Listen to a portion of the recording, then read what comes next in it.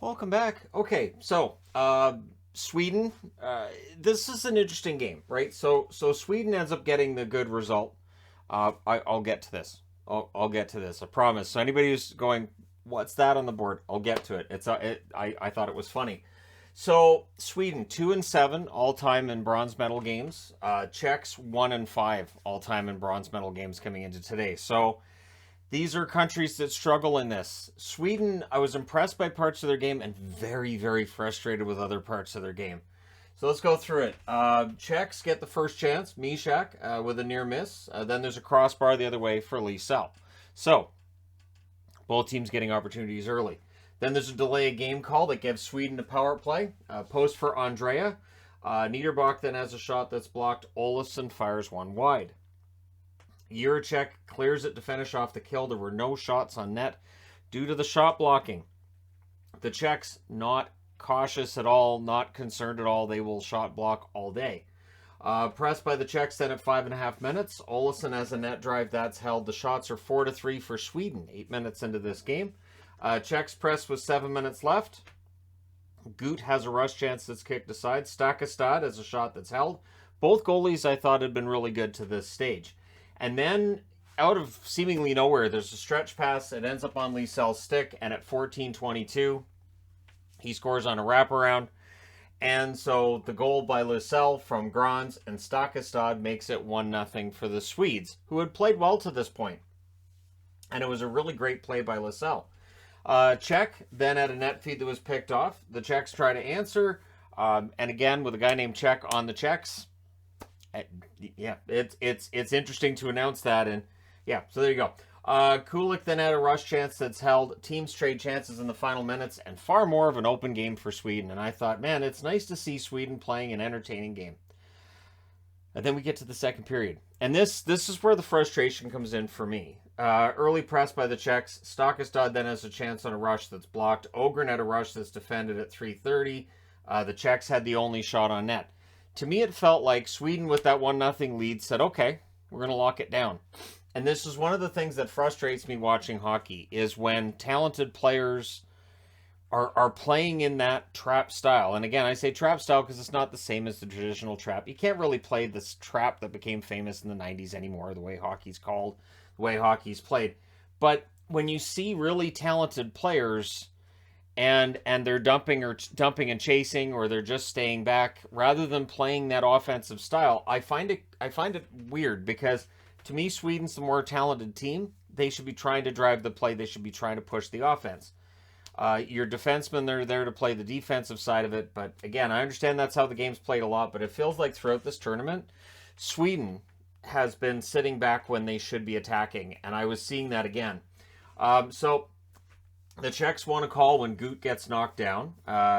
Czech has a shot that's blocked, and then another was blocked right after that.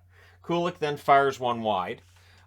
So the Czechs are getting opportunities. Liesel then with a wraparound that saved. That was the only shot for the Swedish players in the first 8 minutes. The Czechs had 3 shots. So this again is Sweden sort of starting to sit back and giving the Czechs an opportunity. Hauser has a chance that's held, and then there's some shoving after that. Sweden had 1 shot in the first half of the period. Little time in the Czech zone either. They're playing back.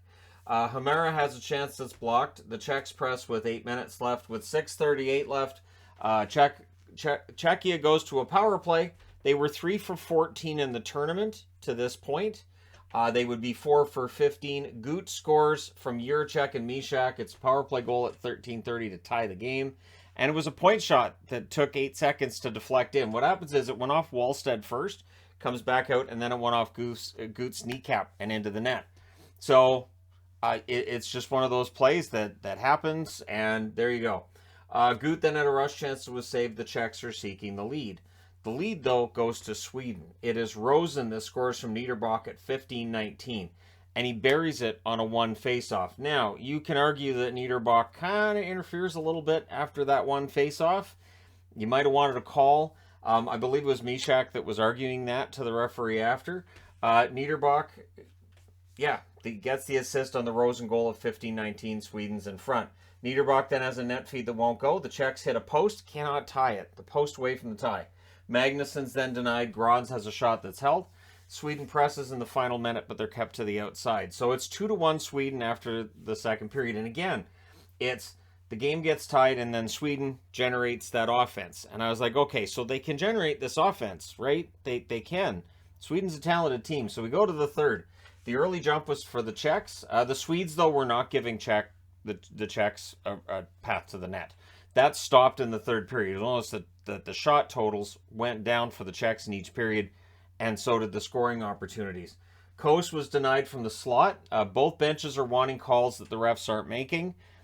In an NHL game, this is what we'd call managing the game.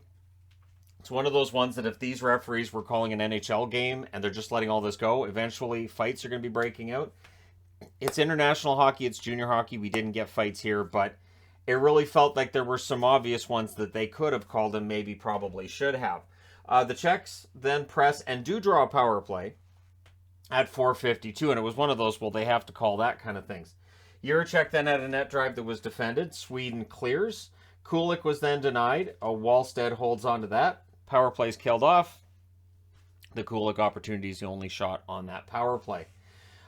Czechs still not getting past that Swede defense. At 8:23, Andrea, who was in the box on the first one, he goes back to the box again. This time it's for a delay of game. So Andrea, it's tough game for him overall, although he was named one of the top 3 Swedes for the tournament after this was over. So, too many passes by the Czech power play. Way too many passes. I thought, yeah, he can shoot anytime, guys. Nope. So that gives Sweden an opportunity to clear. If you overpass it, eventually the penalty killers will get in between those shots, or in between those passes, I should say, where there should be shots. And so that happens. And then Wallstead clears it the next time. Really nice play by Wallstead to throw it down the ice. Menchik is then denied from the slot. That's the one shot they had on that power play, which was then killed off. Kulik has a shot blocked as the Czechs press. And then both the Czechs and the crowd got upset with a non-call on Sweden. And what's interesting with that is that Kulik gets tripped, and the crowd, you could hear kind of like, what, seriously? Most of the crowd that was there watching wearing Canadian jerseys. So I would like to say that some of the people who were like, really, that's not a penalty? Probably not a bias one way or the other. So there's pushing then after an icing call, in part because of some of the stuff that's being called and not called. And because there's some shoving going on in general. Czech then took a puck to the face. It was not like a blast straight in. It went off his stick first, so he stays on the ice. He keeps playing. It still had to hurt. Shapovalov then had a rush chance that deflects out, and then there's a rush and a pass that probably shouldn't have got to Shodin that did. Shodin makes the Czechs pay. He scores from Wallinder at 16:34.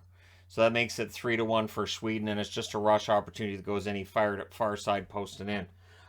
Then there's a post for Czech on the next shift. So Czech was very close to getting the Czechs within a goal. Goalie pull with 2.5 minutes left. Spacek's denied. The rebound's cleared out. Stakastad misses the empty net. It ends up being an icing. So on that icing call with 1:47 left, the Czech Republic or Czechia, whatever, they call the timeout. I know there's people who still call it one and people call it the other end. Doesn't bother me. It probably will not be a topic of conversation again until December, the whole Czechia versus Czech Republic thing. Spacek then has a chance that goes wide. His next opportunity deflected out. Kulik then fires one wide, and the next Kulik chance is held. There was shoving after the horn. That got kind of physical, and these two countries are quite glad to be done with one another for now. Sweden wins this one 3-1. They are your bronze medalists. The Czechs, a lot of fire, a lot of fight, and they did outshoot the Swedes in the game. They outshot them 11-10 in the first, 10-5 in the second.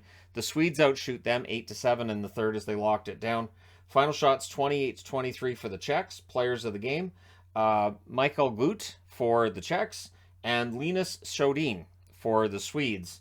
And while the Swedes are celebrating, a few times I heard effing rights, which would tell me these Swedish-born players may have been speaking English, or that means something completely different in Swedish, and it just happens to suit the situation.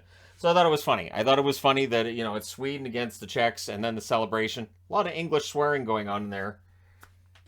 That was funny. So anyways, there you go. Let me know your thoughts in the comment section below. As always, don't forget to hit like and subscribe. If you're browsing your way through, you just happen upon this video. And Canada-Finland is the gold medal game tonight.